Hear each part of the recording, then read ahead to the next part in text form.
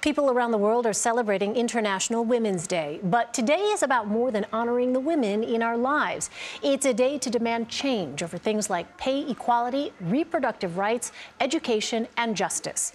CBS News foreign correspondent Elaine Cobbe is with us now from Paris.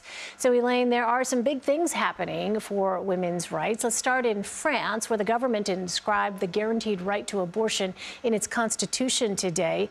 What message is that sending to the rest of the world? Elaine, when the vote passed overwhelmingly, President Emmanuel Macron said it was a universal message. And he said it was particularly important as abortion rights are rolled back in the US, in Poland and in Hungary. And today he said he also wants to take the fight for abortion rights to Europe. He wants them inscribed in the European Charter of Fundamental Rights. And already there's been some response. Neighbouring Spain, one of the parties to the ruling coalition, says it wants to bring a referendum as well in order to change the constitution to bring in abortion rights. And women's groups around the world say that reproductive rights for women are one of the most important rights because it allows women to control their lives and to mean that they can live outside of the family and that they're not just seen as baby makers or carers for the family. All right, well, from France to Ireland, where there is a referendum in Ireland to remove sexist language from the constitution there. What can you tell us about that?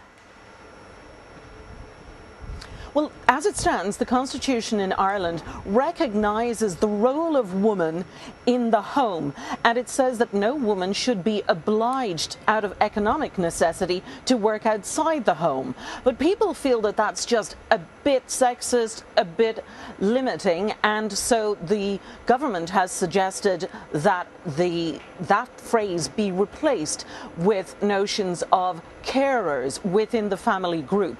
And the notion of family itself is also up for change because the Constitution talks about guaranteeing the family, but mentions that it is built on the institution of marriage.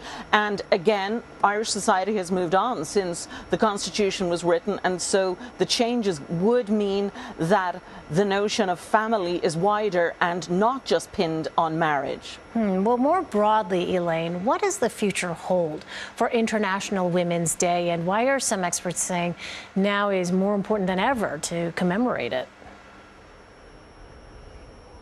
It's been 114 years since the idea of an International Women's Day was first mooted, and observers are saying, look, it is really important. We may feel we've come a long way, but there's huge inequality across the world, whether it's in industrialized nations or in developing nations. And it's something that is of concern on various levels. The World Bank says that women and girls are most deprived because they give more time to unpaid work and to work in the home, and that keeps them from following more fulfilling career paths that they may want, and just from being in the workforce in jobs they would choose, and it takes from their free time. But there's also some of the more basic issues. There are areas, particularly in rural parts of developing countries, where baby girls don't live beyond the first few minutes because they're considered a burden, and they're simply allowed to die because the parents would rather wait for a boy who's considered more useful. Look at Afghanistan since the Taliban came back to power. Girls and women there deprived of education, forced to stay home. There are countries across the Middle East where women have limited freedoms and are dependent on male guardians to allow them to do anything. And even in more developed Western nations like Europe, like the US, there are issues including sexism, violence against women, and a backlash from some men. Elaine? All right, Elaine Cobbe in Paris for us. Elaine, thank you. You're welcome.